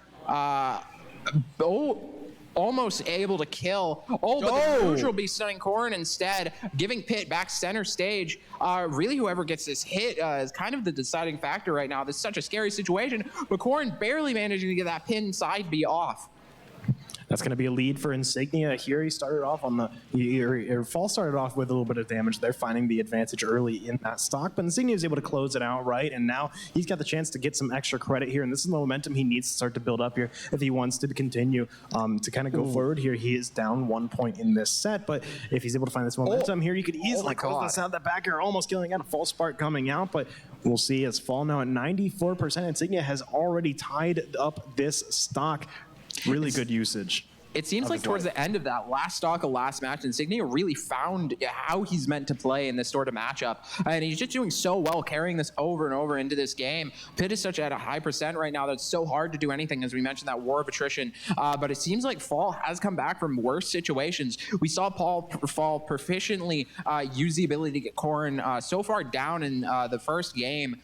So hopefully he might be able to do something coming out again, really just keeping Corrin on the ledge. But it seems like it's sort of similar to that Rob Corrin matchup, where both players not really having a good disadvantage. Footstool comes out, maybe a turnaround, not actually managing to. Insignia does actually get back on stage, gets the throw, gets Pitt off stage, sort of just guarding the edge, getting the pin, thinking, get the back air perfectly placed. That's really big for Insignia right now, as he's 73%. Still is, I mean, he's in a decent spot in this stock. He's not really at at a super killing point yet. He's still in a pretty decent spot right now. He can really start to time this up, and already we see Fall at 58% right now. Insignia has done such a good job of making this up, and has almost completely made up the difference already. Is now basically a complete stock ahead of Fall right now. Fall will get the chance to play the advantage a little bit here, but already there's so much damage that has been done, and Insignia just trying to get control of center stage right now. This is smart. Make Fall push into you and zone him out with your big normals. Zone him out with your big attacks. You're going to be able to really try and control the tempo of this game. And Insignia, now that he sent him off the side, tries to go in deep for something here, but Fall's going to be the one to punish him for it. He's able to punish him, trying to get back up on the stage. The rapid jab comes out just to secure a little presence here. These arrows are always so close to hitting in the back air. It's going to kill. Very well placed. We see Fall at such a high percent right now, but he might be able to actually come back. We've seen Fall get a lot of percent lead with these combos that we've seen him do before. So hopefully he can do something. Corn's on the platform now. That's what we've seen before, really juggling with up airs. It seems like it was a reversal with the down air. It looked like it went through platform, but the back air coming out, just barely hitting Pit in the face with the wing. Yeah, really nice game there from Insignia to tie things up 1-1. Once again, a best of 5 set. So first to 3 is going to take this one here. And glad to see it's still going neck and neck, because that first game, Fall looked absolutely on fire. Insignia in this game definitely showing up a lot more consistent, a lot more confident in his gameplay. And I really like to see that coming out here. And it's really just adaptation from players, at a high level competitive situation. It seems like Insignia doing a good job to really adapt to Fall's playstyle, but Fall seems to have to adapt back. And really, if he can't do this really decides the match. But we've seen it back and forth, especially in that Rob Corn matchup that we saw earlier with Insignia, is both players are just adapting over and over and over again to each other. And it really seemed like whoever got the lead sort of won in the game. And Fall right now is just going crazy. But the turnaround from Insignia does have ledge, but Fall just being able to come back with that grab into that Jair, very well placed. Nair coming out, almost able to gimp Insignia, just barely not, but the back air coming out. Side B manages to get Fall back center stage control, getting the Nair out. Insignia seems to be off stage right now. That's such a scary situation. Back air, oh my God. That was insane. Insignia now down a stock. Fall only at 40% has taken such a commanding lead in this game. It's going to be Insignia's job to try and upset this momentum and try and make things a little bit more even here. At the moment, that's doing pretty good for him right now. It's still at 0%, has brought him up 40% right now, gotten pretty good control of the edge. Still doing a great job at just not taking damage right now, playing really safe, playing really conservative here, but now that he's around the ledge, he has a chance to really try and press the advantage at the moment, as actually Fall going to be able to find a little bit here. Insignia off the side here. The spot dodge into the throw is going to be able to hit, and now going down. Down B shield is going to be able to block a little bit more aggression from Insignia. He's got to rethink his game plan as to how he wants to play around these ledges here, but Fall under 17%. Really scary situation at the moment, in the back air coming out from Insignia. Gonna send out the wings and send Pit off stage. Send him back with a fresh stock, 38-0 right now. Yeah, it's such a scary situation for Insignia to be in. As we saw earlier, just really whoever gets advantage first, getting that back air, getting that arrow perfectly placed. Insignia is able to just get back, being able to 2-frame Pit with the down air. Pit does actually get center stage back, gets the rapid jab off, pushes Insignia off stage for until getting countered. Both players not really knowing what to do right now, playing footsies around each other, sort of in the center of the stage, back and forth and back and forth. Insignia does get the pin, manages to get out though. Insignia puts Pit on the platform. Pit looks to be in disadvantage right now, but the up smash barely coming out, being able to clip Insignia's jump. Really, really nicely done from Fall there, still at 40%. Once again, he's able to close out these stocks without taking that much damage. And for Insignia right now, once again, he's in the situation where he's got to try and play makeup here. He's down a stock. He's got to try and get as much as he can before he really starts to take a lot of damage. Fall 80% right now. Is there a risk of kind of getting taken out so far in this stock? But Insignia's going to need to find a big opening here, and it's going to be an opening for Fall. He starts to find some damage. The down air going to interrupt that combo. Insignia punching his way out of that one, but just now in more of a neutral situation at the moment. Fall is just making up this damage difference, and every single hit that Fall gets is so much worse for Insignia at the moment, because he is down a stock, but he is going to be able to send Fall off the side. 75% on his final stock at the moment. Now 86 as Fall finds an opening, continuing to tack on damage onto Insignia. Evening it up right now in sort of the set. We really see both players just sort of going around neutral right now. Fall having the advantage, pushing Insignia off stage, being able to just nair over and over and over again, trying to catch Insignia, but not able to. Insignia is just trying to go around the platforms, landing, falling up airs, trying to get something out with those fares, gets the pin, pushes Fall off stage. Insignia missing the back air, just barely getting the up tilt on Fall's shield. Fall gets pushed off again. Forward smash coming out, being able to be shielded. Pin coming out, retreats off back, gets the fair, gets the back air. Fall is off stage right now. Insignia misses the pin. Fall gets the dash attack, pushing Insignia back off stage again. Up smash just barely catching Insignia's jump. And now we're 2-1. Insignia takes the lead here. One that is taking the last two, or actually it's going to be Fall who takes the lead here, as 2-1 is able to reclaim that advantage that he had. And now we're in a situation where this is set point, right? It comes much faster than you'd hope in these best of 5 sets, especially in a game like Smash where the rounds can be over in just a few minutes. It can Switching be very to scary Bowser. to see how that pops off. And we're going to see Insignia swap over to his other character there, Bowser, coming out. Definitely, I think, kind of considered to be more of his main character than Corn. Yeah. He's put a lot of time into Corn trying to make that work. But now, I mean, the gloves are coming off for Insignia. Yeah. It is time for Bowser to come out. It's either the gloves are coming off or he didn't necessarily feel confident in his Corrin play, but I'm really wondering if this was the right decision, as Pit can kind of just go after Bowser over and over and over again. But, you know, the thing with Bowser is that a Pit can't kill easily, and Bowser is so heavy, being basically the heaviest character in the game. So I wonder if Pit's going to have a hard time killing Bowser, and really just any Randy forward smasher like 50 will pop the feathers on that bird. So it's going to be really hard for Pit to kill Bowser, but really going to be the opposite case for Bowser, going to be really easy to kill Pit. So I wonder if this is good. It really depends on how Fall plays around Bowser, and it seems like Insignia is doing such a good job of just throwing out hitboxes over and over and over again, catching Fall with that back air. It's so unfortunate. I mean, look at how long Fall was in control of that round, just hitting nairs, hitting every single opportunity. Oh my take down God. Insignia there, but he is going to just fall off the bottom and things tie up here. But like I was talking about, you know, even if Fall's in control of the round for a while, Insignia can really just find that one big hit to take him out. As long as he gets the opening, as long as he wins that one interaction, things are looking really, really scary for Pit right now. Now that he's on the ledge, 30% doesn't seem like a lot, but it's about to become a lot more if Insignia is actually able to get a good hit in on here. It's just hitting shields, though. It's going to be Falls able to get a punish, able to escape his way out of the corner there and start to make his way to the opposite end of the stage.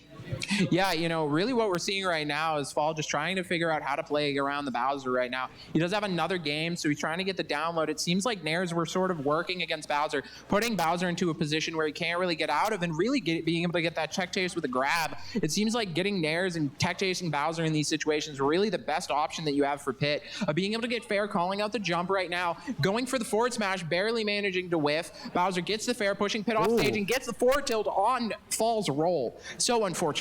Insignia now in the lead, but we'll see for how long. 122% is a lot, but like we talked about, Bowser's a very heavy character. Yeah, and Bowser's Pit so is heavy. not a character that has a lot of launch power, so it's going to be kind of hard for him to actually finish off this kill. He's going to have to kind of go off stage or just continue to hit these the double dips, just snipe. continue to shoot him until he's dead. Insignia down to his last stock. Things are tied up now. Fall just a little bit of damage, but that little bit is going to matter so much when you're facing Bowser. And this is game's point for Fall right now. He must be feeling the pressure going on and on and on. But it seems like Fall's doing a good job of just trying to tech chase Bowser right now. Really just putting Bowser into situations he can't get out of. Sort of like what Fox does, as we mentioned before, sort of in one of the earlier games. Walking just barely off stage, just slow walking to grab the ledge away from Bowser's down smash. But these grab situations are just so hard for Pit because Pit's already at kill percent.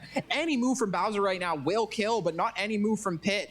So Pit really just has to win neutral interactions so much more than Bowser does. But the one thing with Pit is his moves come out quicker and can put Bowser in situations that he can't really come back from. So maybe Fall will be able to get something out here, but Bowser is in such a good situation. Any move will kill from him. So Insignia right now gets back center stage, gets grabbed, but the up smash, oh my God, that was so scary. We heard someone in the crowd sort of scream a little bit in fear for Insignia. But right now, sort of both players having center stage. Insignia gets grabbed, Fall sort of just trying to get around, but Insignia gets a side B with this those gonna kill?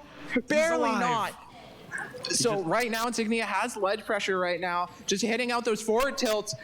That was so unfortunate. Very well played by both players. We saw Fall really get that download sort of towards the end of that match. And he does have one more game to really pull it out. And if he really feels comfortable getting that download, he might be able to do something next game. We're down to our final game here in this set, the final game of losers finals in this set. It's 2-2 at the moment, so it's right down to the wire. And every single one of these rounds, I think every single one has gone down to the last 1v1 in terms of stocks. So it is going to be a nail biter here for sure. Both these players fighting for the chance to go up into grand finals and not get eliminated here and now. We'll see exactly how this turns out. Insignia versus Fall, final round here.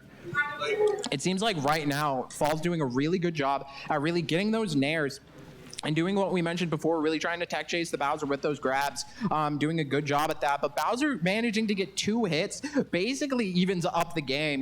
Pit won 3 in neutral interactions. Bowser won 2 right now, and they are at the same percent. So this is so hard for Pit to really be in, but he is able to get that ledge attack off, gets the actual forward smash off. Bowser having to air dodge the arrow. Nair coming through, trading a little bit with Bowser, missing the forward tilt. Bowser gets the grab. It seems like Pit does neutral, get it back. Both players are on stage right now. Bowser just throwing out those forward tilts over and over and over again. Pit getting that dash tag, but will this kill? Just barely not. Those kill sparks are very unreliable when it comes to Bowser with the side B, but it seems like that will definitely kill. Pit is such a light character. Bowser just has so much, so it's really hard for Pit to kill in this sort of situation, but he actually managed to get the up smash on the platform. Such an awful situation for Insignia to be in. Bowser can't really get off the platforms very easily, has not good of a disadvantage stage, but however, Fall is off the stage. Bowser managing to get the fair over and over and over again, going for the fairs back and forth, but it seems like Fall does manage to get the grab, chaining with those up airs, neutral sort of right now playing footsies. Bowser does get the forward air off. Seems like they are on ledge. Bowser does get the up B, keeping Fall off the stage right now. Fall gets the up B back on a ledge, jumps off, gets back off stage. Insignia does get the side B. Fall is at 99% right now, so anything will kill from Insignia, just barely missing that back air over again. It seems like Fall right now is going to get out those nairs, really trying to just tech chase Insignia as best as he can. Back and forth right now for both players. Insignia is doing a really good job at just getting around these attacks as best as he can. Percent doesn't really matter to Bowser too much, so he can tank those nairs, but as long as no up smash comes through, it's really, really good. But it seems like Fall does have the advantage right now, pushing Bowser off stage. We've seen him get the spike before, barely misses. Psyche coming through. Oh my God, barely doesn't kill. This is such a stressful situation for Fall to be in. Both players are at even stock, but the jab coming through, just barely being able to kill, just sitting there waiting for the shield to drop. Just punch him in the face. Just punch him in the face. Just punching him in the face. First. Yeah. Sends him right off the side there. Insignia is still holding on to 2 stocks, but he's at 135% Fall. Like we've been talking about, though, going to have a tough time taking that second stock off of Bowser. Really going to have to try and play deep, just shove him off the side before he's really able to go through. But just now, his shield is so low, and against Bowser, that is so scary, and Insignia is going to continue to juggle Fall at the moment, going in, able to get the drop kick. Is Pit now off stage? Trying to play around this, dropping him through again, and that's going to kill Insignia. Is going to close out the set out of nowhere. That's what's so scary about Bowser, is that he's able to just find those kills out of nowhere. You'd think you're safe. No, you're 70% or you're 80%. No, you die. You were dead. You were dead. It is so scary all the time. That hitbox Bowser. is just so big that even if you roll through, he's in a position where the forward smash will cover roll and will cover neutral get up at the same time, maybe even get up attack. So it's such a hard situation to be in. Very well played by both players. Both players did so good in the match. We saw Paul trying to get that download with that Bowser switch, but that Bowser switch is actually really good for Insignia because when you switch a character, you really drop all of your habits. And 2 characters like Corrin and Bowser, who are incredibly different, you really drop all of the habits that you've picked up throughout the matches, but it seems like we're in grand finals right now. That's right. It's going to be Cabela versus Insignia running it back. The same exact matchup that was in winners finals, and so we'll see if he's able to come back and take that fight against him again. It is going to be Cabela staying in winner's side. Insignia coming up from losers, so a lot of ground to be made up here for Insignia. He's going to be going back to the Corrin for this matchup, it looks like. If it worked last time, why not go for it again? He's been playing Corrin the whole tournament except for just now, so why not hop back on? It's going to be Corrin versus Rob once again, so you're going to see the speed of these matches slow down a lot. There's going to be a lot less just sudden kills out of nowhere. This is very much, it could vary. Both these characters are looking to control this game a lot, and so you're going to see a lot of kind of just trying to run their game plan, a lot of interference here more so than just trying to find big kills, as both of these players are just trying to control space. One thing that I would like to say for Insignia's favor right now is that Insignia is just hot off of a match. So he is already warmed up. Well, it seems like Caballo hasn't actually played in a little bit. Will be able to actually get really high percent on Corrin, as we've seen before. You know, we mentioned, but oh my God, the downer. That was so unfortunate. Insignia is sort of just waiting on the platform, a little bit stunned by what just happened. But really, as we mentioned before, you know, Rob has good advantage on Corrin, and Corrin has good advantage on Rob. So it seems like a really difficult matchup for both players because it's, you know, you both have bad disadvantages, yet you have such good advantages. But the gyro, being able to just stop the up B was so unfortunate. And we just heard from Insignia that he might not actually be too confident in his Corrin right now from the player setup. But it seems like Corrin might be able to bring this back if he can get a good pin off. Oh my God, barely stage spiking perfectly. Really, really nicely done there. Tying things back up 2-2 once again, and Insignia seems to be kind of getting heated back up now. Switched over to the battlefield a little bit. Might have chilled his Corrin for a second, but already starting to get that back as both sides are staying neck and neck right now. Very different from where that first stock went, but Insignia starting to build up a little bit of damage now.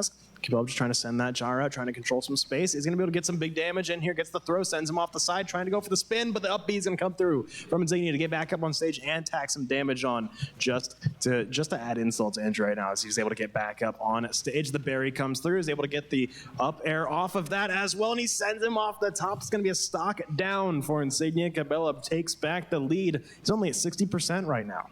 It seems like right now, as the game's gone on longer and longer, it seems like Rob is just having a better and better and better time in this matchup. We really thought it was sort of even now, but Rob just seems to be taking it away in this match, being able to just use gyro as such a defensive option more than before, but didn't actually have enough gas in that up B. That's so unfortunate, not actually being able to air dodge quick enough. I am not even sure if he had it, but really just playing around the gyro right now. But both players are at stock even. So Corrin might actually be able to win this if he can get a couple good juggles off, getting that back air, trying to grab the gyro really to get this edge guard, dropping the gyro, not really being able to go through, but Rob does have center stage again, being put in a tech situation. Insignia does have control of the gyro right now, fairing the shield, gets a forward smash off, barely whiffing on the shield. Rob being able to get the dash tag. Both players are at center stage right now.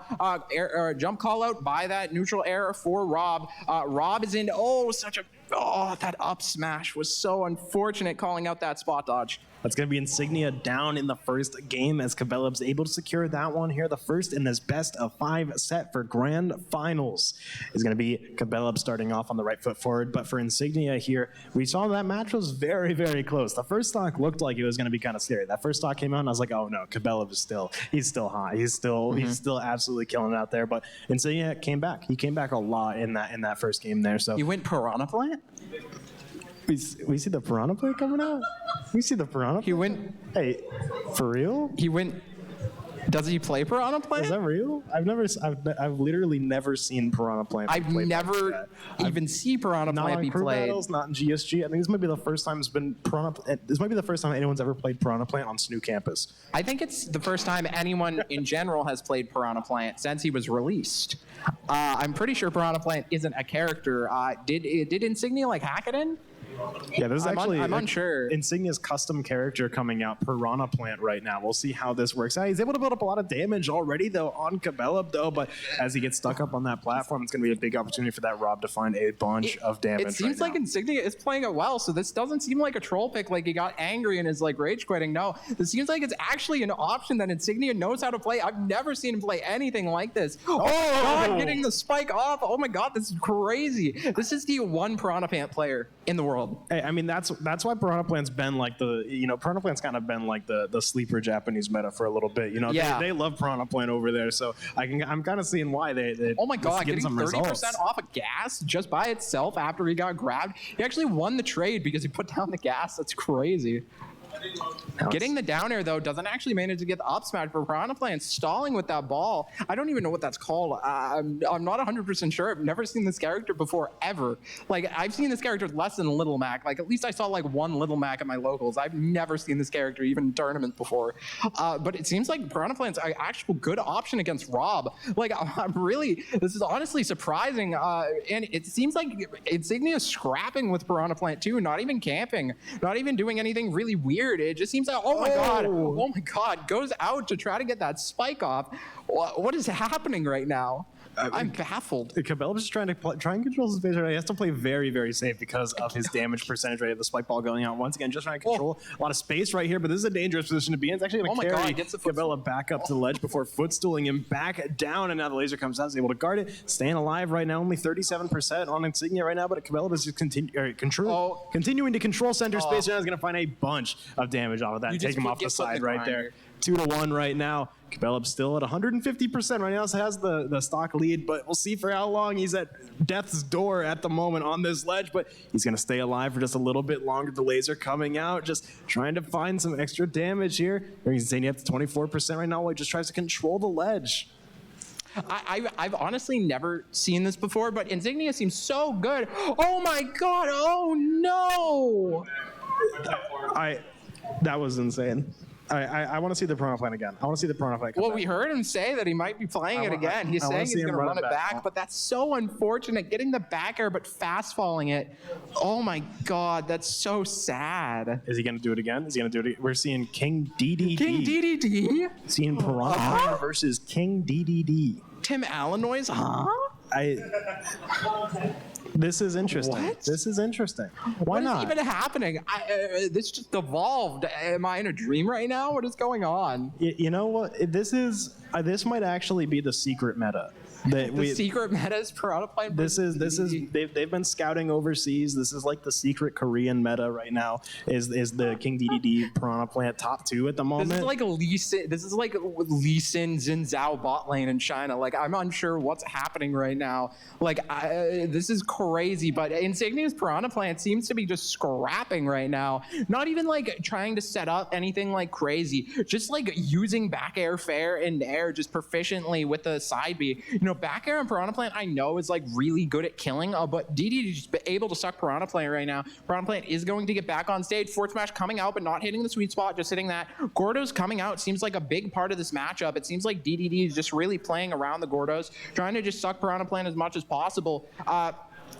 This is honestly such a hard situation to be in. I wonder if this is actually the counterpick to Piranha Plant. It seems like it's doing decently. He's able to contest a lot of his options very well, and the Gordo's going to be able to just sit on the ledge right there. Unfortunate position to be in, and Insignia is going to fall off of the bottom right now. I mean, this is 2-1 cable loop right now, right? So this is potentially tournament point right now. Dude, this is like the counterpick to like, I have no clue what's happening right now. I don't know if this is like a tertiary pick for Cabela. I don't know if this is like just like a fun thing that Insignia tried to play and it worked versus Rob. Oh my God, but the downer coming out and just managing to SD. I don't know what's happening. It's turned into For Fun Gaming. I'm not really sure. We're just getting a little silly right now out here on SNHU campus at the moment, where things are getting a little bit goofy here in the banquet hall. So we're seeing at the moment, Cabela just trying to get back on stage, trying to stabilize a little bit here. But at the moment, I mean, we see Piranha Plant is so good at just controlling the ledge, has a ton of options for this. Even if he's able to get back up, he is going to get poisoned. And now Insignia is taking some big damage here from DDD as he continues to just play forward here, but he's going to get thrown off the side. The spike ball coming out. Now both people off the edge. I think it's the first time we've seen both players not on the ground and one hasn't died in like 4 minutes. Oh my God, that forward smash was so scary. Just being able to roll perfectly out of that. But Insignia does have percent lead, maybe not any longer though. DDD does a lot of damage, but it seems like Insignia did really good at just sort of edge guarding DDD. But honestly, this is crazy with, oh my God, the hammer. Oh, that scared the hell out of me. But it's, oh my God, the forward air just barely coming out. This is crazy. Right, but Insignia's at 115% right now, so he is not long for this world, and Cabela's immediately going to show him the door as we tie things back up 1-1. Final stock right here, potentially tournament point for Cabela right now if he's able to clinch out this game on the goofy pick, King DDD. We'll see, as Insignia is doing a good job at trying to control around the ledge. He's able to kind of lock him down with a lot of his options, the spike ball, the poison gas, all of those kind of stop you from really moving and stop you from really playing aggressive without potentially losing really hard on a trade.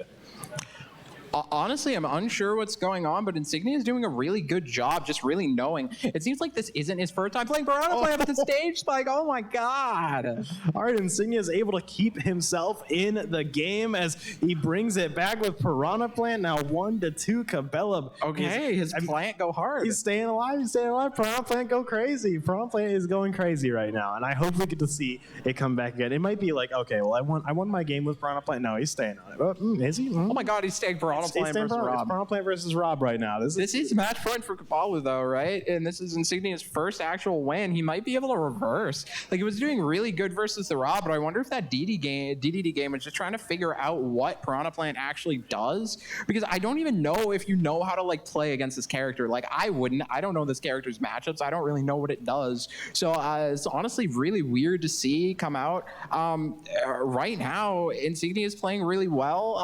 It is honestly really weird. It seems like both players have center stage right now. Insignia just getting those sweet little confirms, getting out that nair, sort of stopping Rob from doing what he's doing. Rob is off stage right now, and it seems like Insignia is just comfortable with the Piranha Plant going out really, really deep because that recovery is just so good. But managing to get that fair, you know, they are a pretty even percent. It seems like Insignia is doing a good job really spacing around that gyro and really putting Rob into bad situations. But Insignia does manage to get down thrown. But the up air coming out, not actually able to kill, but the snap almost coming out. The down air is such a scary situation. Oh, Insignia fastballing, perfectly stopping that. Down tilt coming out from Insignia. Back air will get Rob off stage, but the neutral B from Rob allows him to get back to stage really quick. Side B coming out. Insignia is now off stage. Gyro is almost in a perfect position, but the down air coming out, just spiking Insignia for that up B. That up B seems to be probably the detriment of this character, but Insignia goes so deep, trying to go for another down air, another one after that. It seems like Rob right now does have center control, managing to get these up airs, getting 41% on Insignia. However, Rob is at 124. That is an awful angle for Rob to be at because of that spike ball. Just barely able to clip Rob there. All right, my man is kind of cooking on Piranha Plant right now. He's able to tie things back up now 2-2 once again as Insignia is still staying in this right now, but Cabela at the moment is just kind of scary against the Piranha Plant right now. You got to be always kind of worried. Oh, this is so unfortunate. He's getting clipped right now at the moment, but Insignia is staying alive. He's just barely hanging on right now at 140%. Cabela trying to stay up, trying to just stay on this ledge, trying to just keep the pressure up. Insignia runs back in, but he's running directly into that down tilt over and over. The gyro drops in on him. It gets some big shield damage in there. The spin comes through. 170% right now for Insignia. And Cabela is only at 11. Same stock. Very scary situation right now as Insignia just trying to... Look how scared he's playing. He does not want to touch the ground at all. But the moment he does, Cabela is right there to send him back up into the sky and out into the crowd. Now down to the final stock for Insignia. This is potentially tournament stock for Cabela right now. 40% on Insignia already as they try and just contest the middle of this stage. At the moment, Insignia at 70% already. He's just building damage so fast.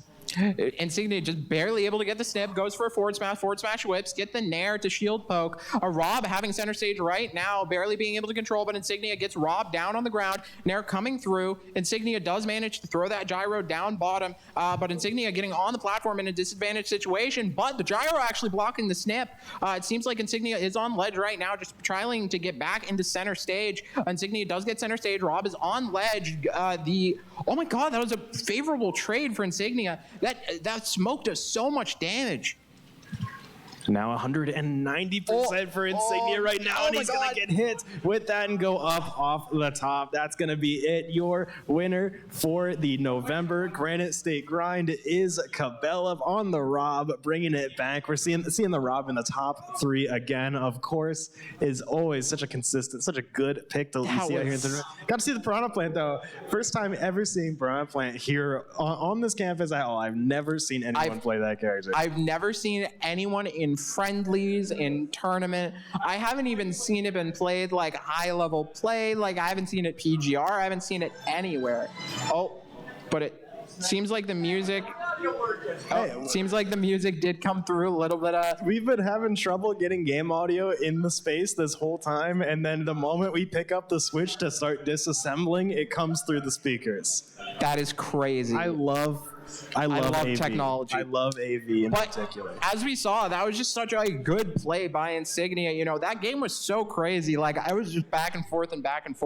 But that's really Granite State grind for you. Oh, yeah, a really great end to the night. That is going to be all for us for the day. But for the week, we're just getting started. We've got tomorrow, Valorant playoffs, a week full of playoffs. Week 1 of the NECC playoffs is happening this week. So we'll be back tomorrow with NECC playoffs, and they're going to be happening all week. Literally every single day this week is playoffs. So it's going to be a big, big week for SNHU Esports. Be sure to keep up to date with that on our Twitter, which is at SNHU Esports. We'll find all sorts of match updates, score updates, anything about going on in the arena, any sort of events, anything like that. You'll find everything going on there. So it's going to be a big, big week for SNHU. Should be a lot of fun with the streams this week as well. And speaking of fun, later this week on Wednesday, we will be having live in the arena. We'll be having all the computers open for the Warzone 2.0 launch. So be sure to come down and play that. The moment it opens, come down in the arena, hop on the computers, and start grinding for those Warzone dubs. It's going to be a lot of fun. But that's all for us tonight. Thank you so much for watching. We'll be back tomorrow with NECC playoffs for Valorant. We'll see you then. See you then.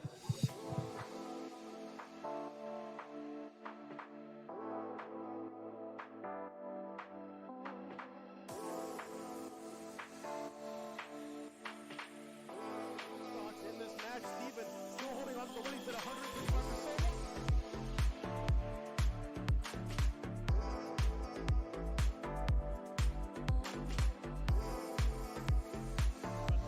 Marshall Peach finds 1 by 2.